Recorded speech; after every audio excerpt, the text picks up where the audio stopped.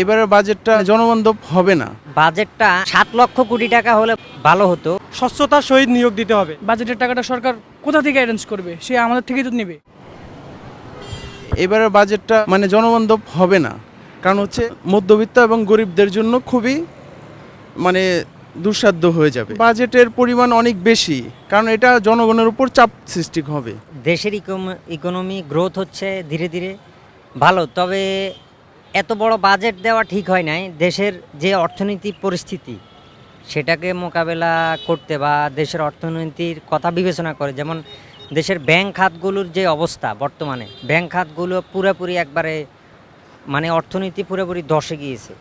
তো সেক্ষেত্রে বাজেটটা আমি মনে করি যে 7 লক্ষ কোটি টাকা হলে ভালো হতো, কিন্তু সেটাকে বাড়িয়ে 9,38,000 কোটি টাকা করা হয়েছে।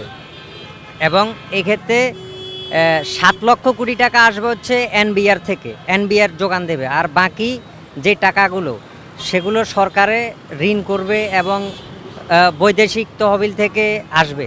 তো এটা আশা করি দেশের অর্থনীতির জন্য সুফল বয়ে আসবে না, কারণ দেশের এই মুহূর্তে যে পরিমাণ ঋণ রয়েছে সেটা ক্রমাগতই কিন্তু বাড়ছে, কমছে না। বিগত সরকারের আমলে যে দ্রব্যমূল্য এবং আমাদের বাংলাদেশের যে অর্থনৈতিক কাঠামোগুলো ছিল, এই সরকারের আমলে যেহেতু ওই সরকার সে যদি আমাদের জন্য দ্রব্যমূল্য এবং বাজেটের বিষয়গুলো যদি কমানো যায়, তাহলে আমাদের সাধারণ জনগণের জন্য অনেক বেশি আমরা স্বস্তি পেতাম।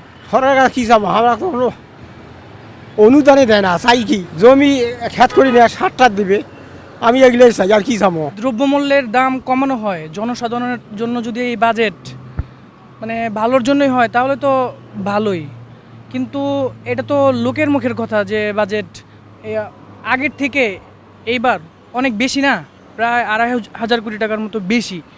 তো কিভাবে দ্রব্যমূল্যের দাম কমবে? বাজেটের টাকাটা সরকার কোথা থেকে অ্যারেঞ্জ করবে? সে আমাদের থেকেই তো নেবে। মানসম্মত শিক্ষা দিতে হবে।